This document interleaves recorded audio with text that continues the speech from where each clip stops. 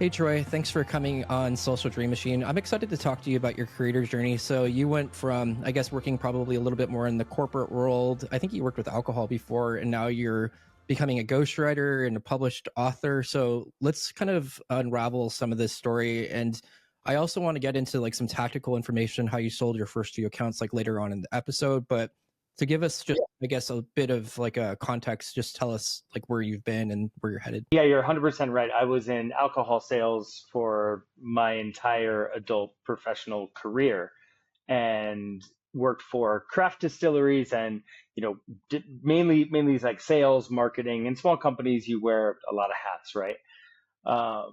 But then I turned that into a consulting business where I worked with emerging brands and helped them with their go-to-market strategies and everything else. But uh, a little over 3 years ago, then I stopped drinking, and the industry lost a little bit of its luster, for very apparent reasons.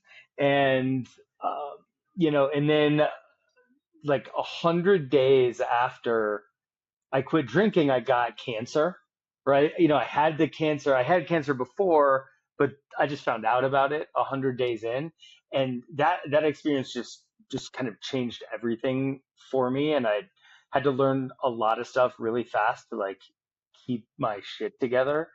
Um, but I ended up, I had a very good system to keep myself kind of centered, which I didn't have before I stopped drinking. So like, so thankful that I made that choice before I got my diagnosis. But um, so then I had all this stuff that I knew and went through, and so I started writing a book. And I've always been a pretty good writer, liked writing, and just didn't lean into it because sales paid a lot more.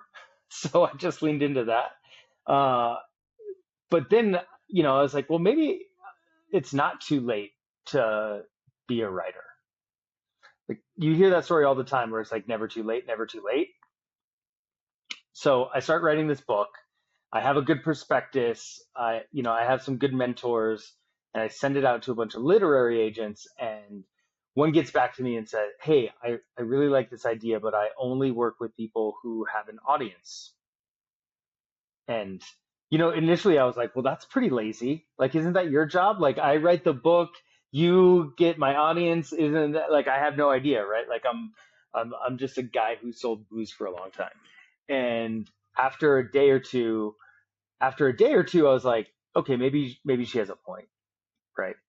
But I didn't know how to build an audience or do any of that. So I was like, oh well, I guess people do that on Twitter, right? I'll just start tweeting, and they're probably like the worst tweets ever. I haven't gone back to look at them. It's one of those things, right, where you got to start somewhere. Yeah, you got to start somewhere, and like I just had no idea. Just like I have some ideas, and I'll just throw them into the wind.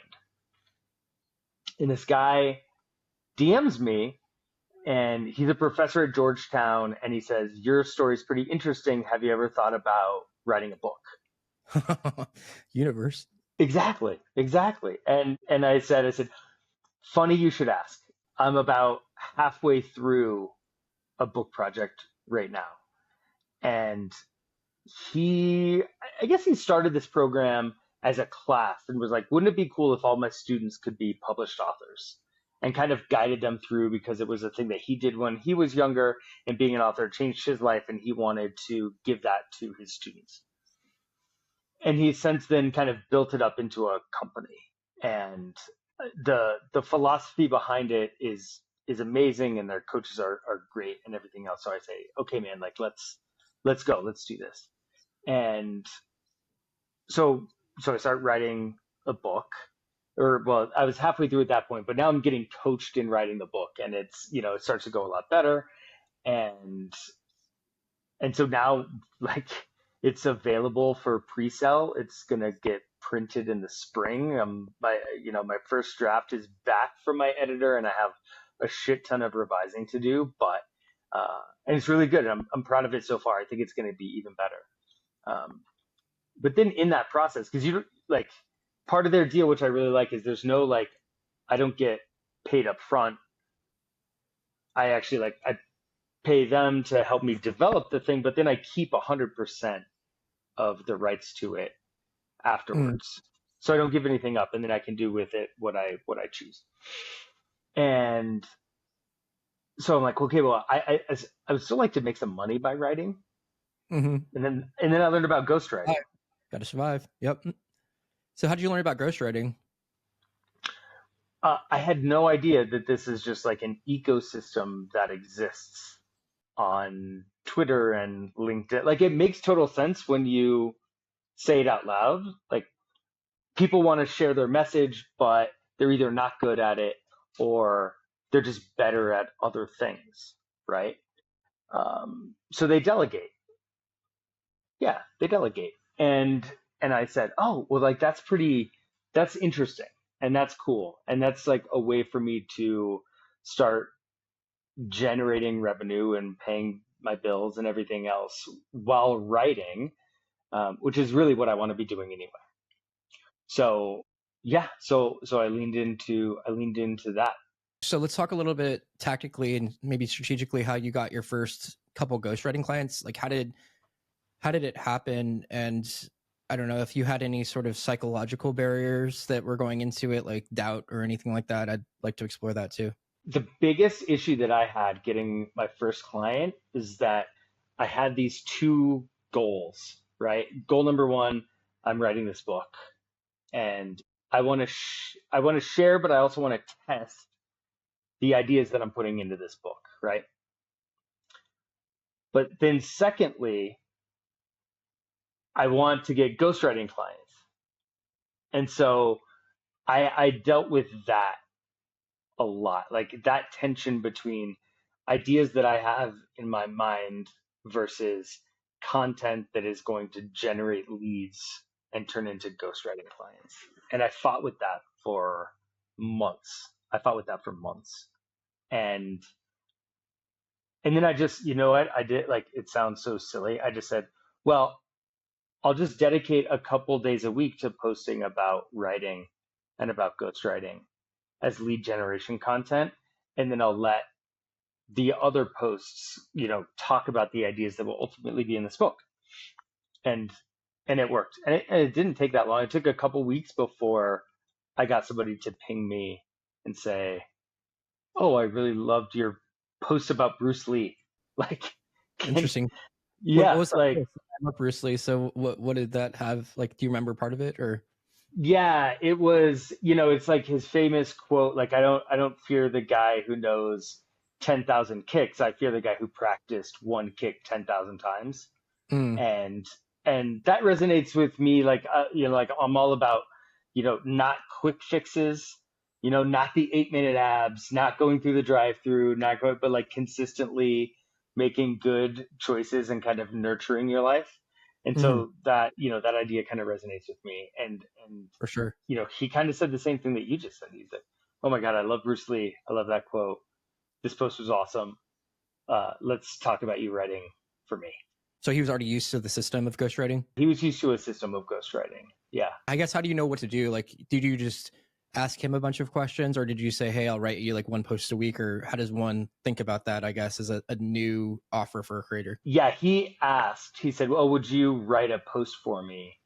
Because I want to see what it's going to be like to work with you. So we pinged back and forth, and I spent the last 5-ish minutes of our sales call just picking his brain a little bit about Mm. an idea that he might want to post about. And then dude, I went all out because I thought like this is like the most important post I'll ever write.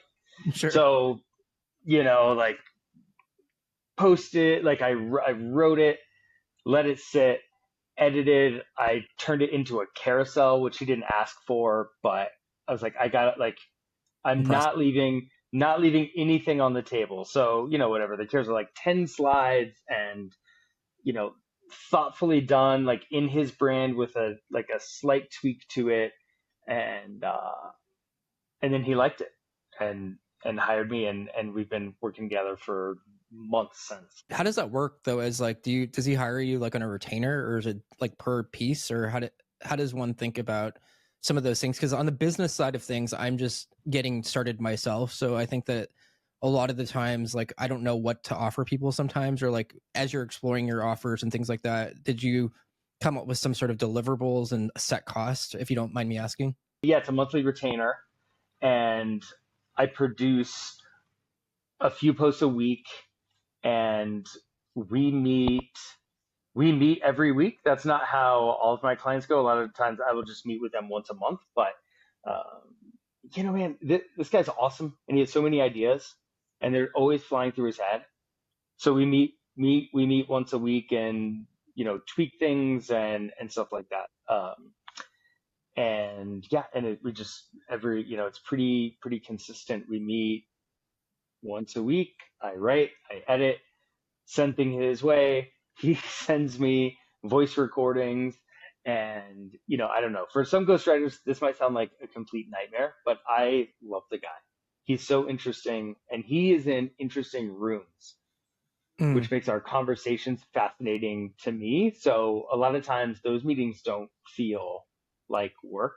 They feel like talking to somebody who's incredibly successful and totally interesting. Sales could be a bit of an icky thing, especially I feel like with like LinkedIn and like a lot of people just like pitch slapping and DMing you and just like, hey, you got a dog? Are you free tomorrow? Like that type of thing. So it's just like one of those things where I think that it's a little off-putting. And I was guilty of not even checking my DMs for like months, just because in general, like I was just so turned off by like DMs.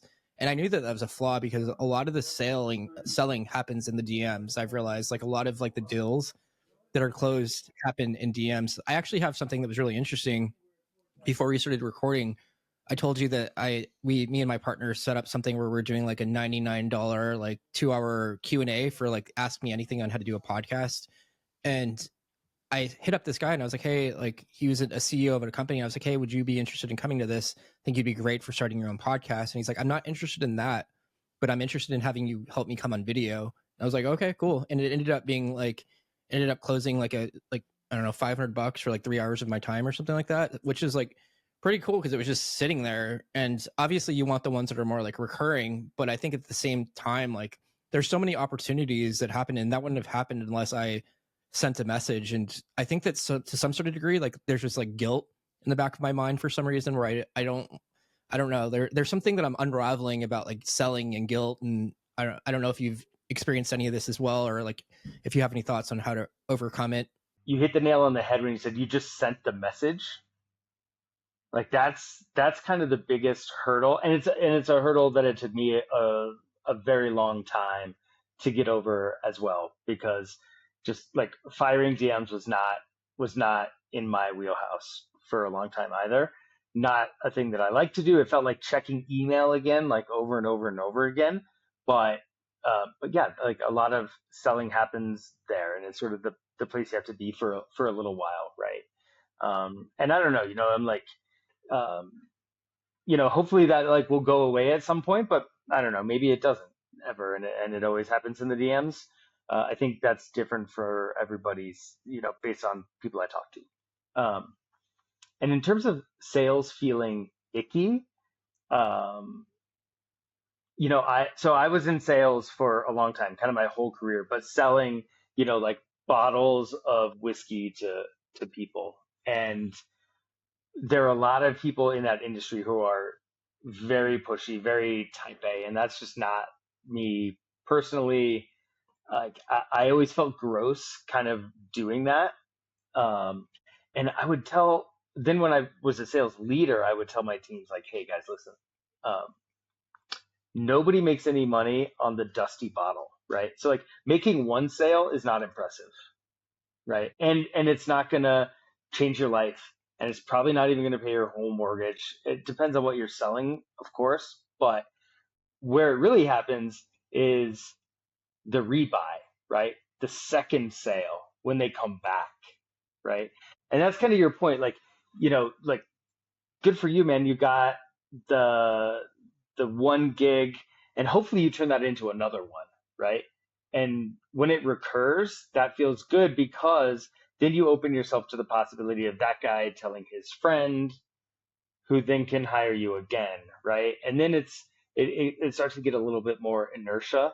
And so I'm like constantly thinking about the second sale, not the first one. And Relationships. that Yeah. feels, yeah, and that feels less icky, right? Because if I know I'm sticking somebody with something that they're not going to use, not going to like, not going to what, like the chance of me getting the second sale is, Mm, right. and that's the one I want. I want the second sale. Let's talk a little bit about the call with the guy with the Bruce Lee. Like, how did that call go? Like, how do you set up your sales calls? And do you like send like an invoice at the end of it? Like, do you like say, hey, like, or is it just sort of like handshake type of thing? Or how does like the actual details work on the call? It's all about questions for me. And it sounds a little cliche, but like kind of for a reason, right? But you Mm-hmm. have two ears and one mouth for a reason.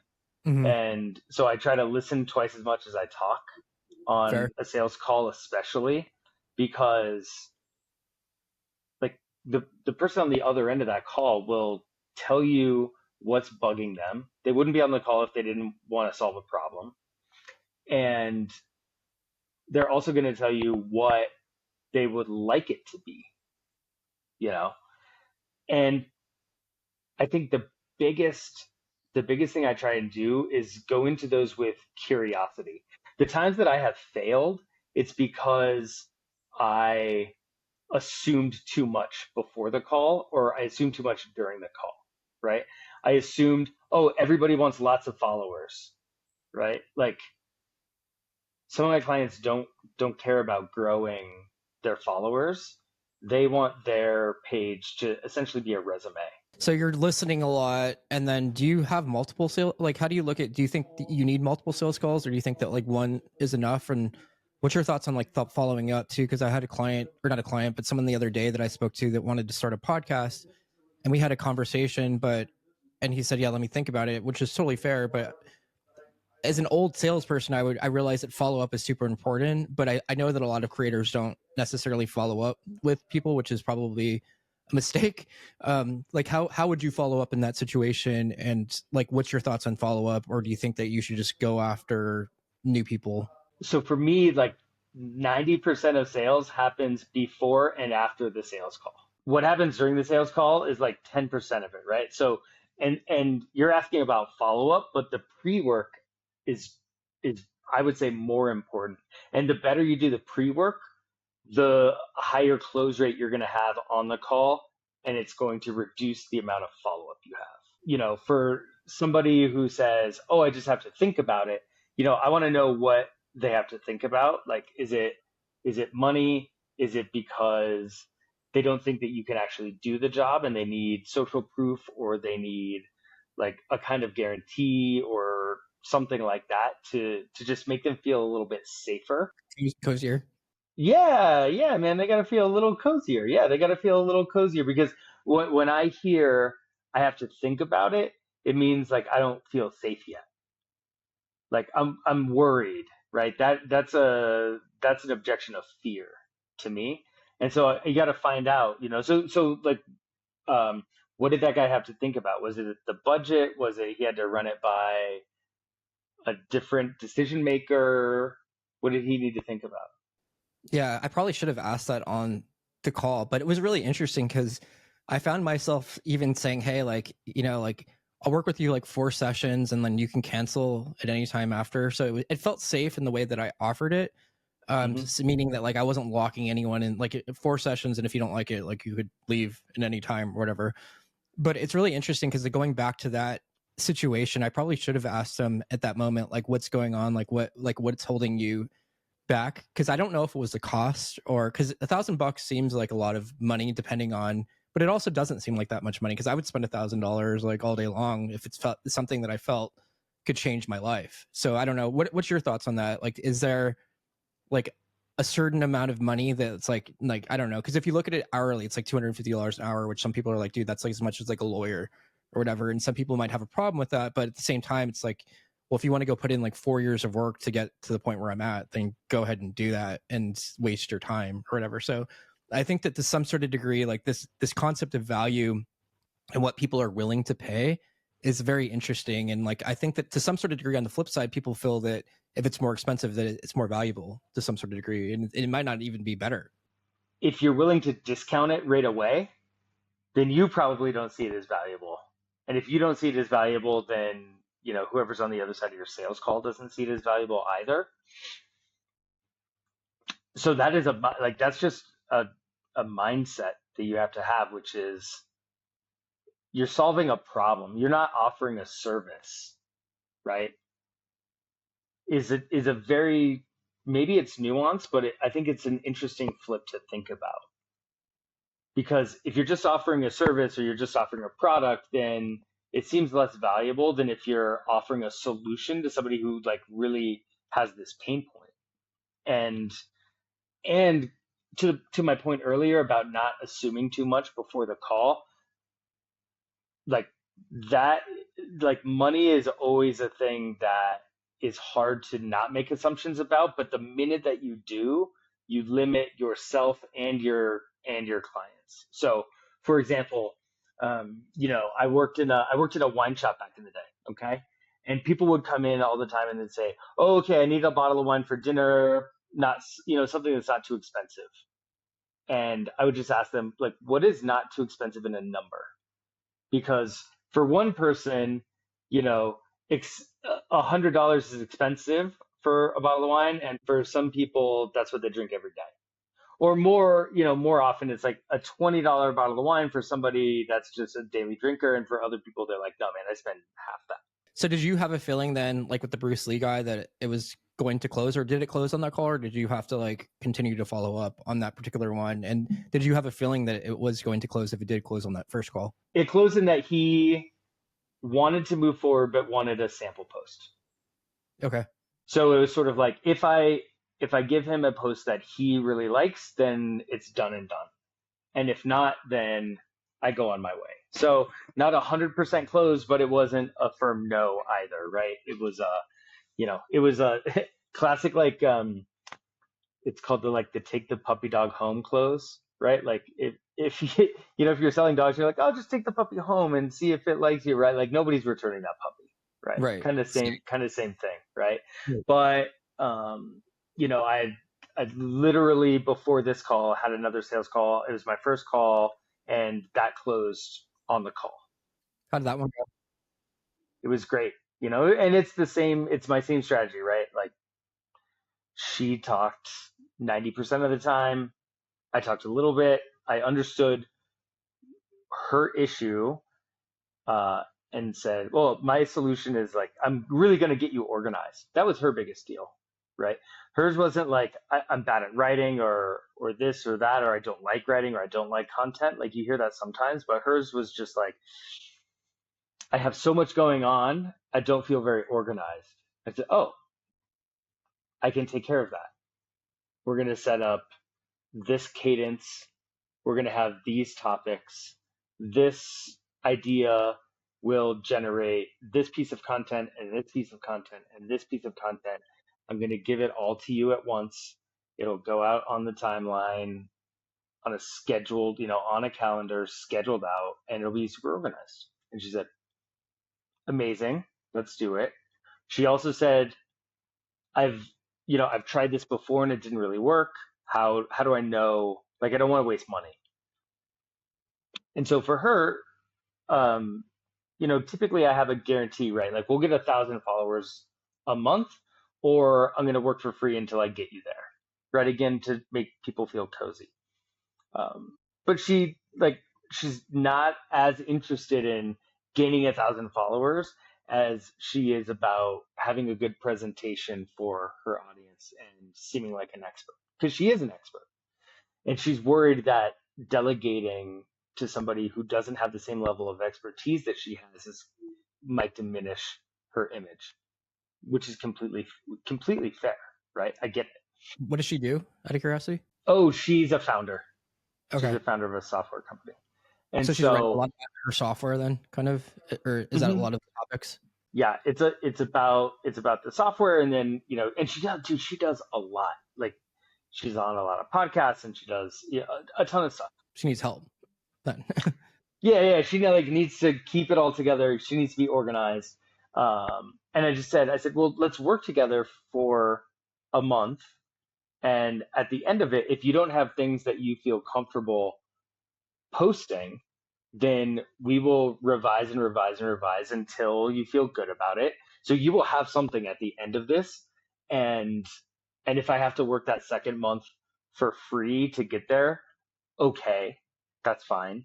And I feel pretty confident that I'm going to be able to deliver her content that she's going to like in her voice, that I don't think is going to come to that. But even if it does come to that, and I spend a month working for free, but she feels really good about the stuff that goes out, then I say, okay, well, now I have it nailed and now I have it systematized. So, like, now let's get the retainer going, because she's happy to pay as long as she gets what she asked for. And I can't ask for anything else, right? Like, yeah, pay me, but I'm going to give you what I promised to give you. And so that was the guarantee that I offered to her, and I feel really good about it, and she does too. And so yeah, so we're gonna get it going. How do you look at like leads, like getting leads from like LinkedIn? Like what sort of content are you posting that's attracting clients? Is it case studies, carousels, social proof, or like what sort of things have you found that you mentioned the Bruce Lee thing earlier, so that seems like it caught someone's eye. But is there any other things that that you could think of that, hey, this is like lead gen content? We talked a little bit about before about like not offering a service but offering a solution, right? And Mhm. so for me, my clients value me because it gives them more time to spend in their zone of genius, right? Fair. Which is whatever their company ends up doing, but it is not writing content to go onto LinkedIn. That's not their genius, right? That's not what they're best at. And so practically what that ends up looking like is, yeah, we post content and engage. But what I really sell them is more time to do the thing that they're really good at. Most of my lead generation posts lean into that idea of how much time are you spending doing things that either you don't like or you're not good at because you feel like you have to, or you feel like it's the way that you're going to generate leads for your own business. And if you don't like it and you're not good at it, maybe you should delegate that to somebody else so that you can spend way more time doing things that you are good at and that you like and will ultimately drive your business. Most of my lead generation style content is to that.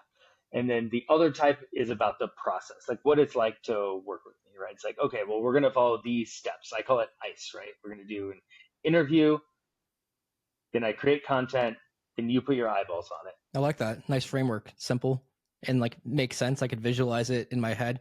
I like that you do that too. Like that's one thing that I'm probably not doing is just like, what is it like to work with me, or probably a lot of creators don't do that. What is it like to actually sit down and do that? And knowing that they have like some sort of framework or process is probably comforting, because I think that a lot of people are like, does this person even know what they're doing, or do they have like a process behind this work that they're doing? So I feel like that is a smart way to put your best foot um, forward. So that makes a lot of sense. And then just any other closing tips that you have about just your creator journey, or anything that you've wish you've done differently, or like just summing it all up, I guess, for like your experience that you've had with writing this book, becoming a creator, monetizing, all this stuff. One, you are completely correct about the process. And I do think it's one of the more powerful things I do during my sales call is I will share a screen with a calendar and I say, here's how it works. I put every post into this calendar. Once a month, we review it, and then it goes out and gets posted. And when they see that there's an organization to it, and I have some drop downs, like, okay, this is going to be an image post, this is a quote post, this is a carousel, whatever it is. Uh, and seeing that is a way to say, oh, I have my shit together and I'm organized. And that is a really helpful tool that I do in the sales calls. In terms of like being a creator, this was not on my list of things I thought I would do when I was 5. I don't think it is for anybody. Again, it sounds super cliche, but like I just started, man. I had no idea what I was doing. A few tweets, and then all of a sudden, like this giant ball starts rolling, and here we are, right? Like I have a book for sale, I have a ghostwriting business, and like yeah, it just started because I said I don't know what to do, but I will just take action. And like I post a lot in comments when people do, because that's a pretty common post that people say, like, just act. And I think it's true. And I think there's two things. Number one, I promise that if you get consistent and you do it every day, you'll get better. You'll get better if you practice. And number two, if you do nothing, you'll get nothing. Yeah, that's fair. If you don't do anything, you're not going to grow. Or I feel like a lot of the times too, like when I'm thinking about like even like if I have imposter syndrome, it's usually a good sign that I'm doing something new and I'm scared. You know, like Yeah. yesterday I was like on like a live stream and I'm like controlling all the back end of this live stream for this company, and it's like terrified that I was going to screw it up and like, you know, I mess it up. The CEO is going to can me right there. So it's Yeah. just one of those things where at the same time though, like if unless you get those like laps of like going for it and like getting out of your head and getting out of your own way, that's the only way I think that we're going to grow. But yeah, I love your content. I appreciate the conversation. I love how it's all to do with like health, mental health too, and like your brand is growing really well. So I appreciate your time. Where do we send people if they want to learn more about you or like book a call with you or anything like that? To my LinkedIn page. Just go there. Yeah, I'll put a link in the show notes that will go on like YouTube and Spotify and Apple. But I appreciate the time, man. Keep on killing it. Absolutely, man. Thank you so much. It was awesome to be here. I'm so grateful.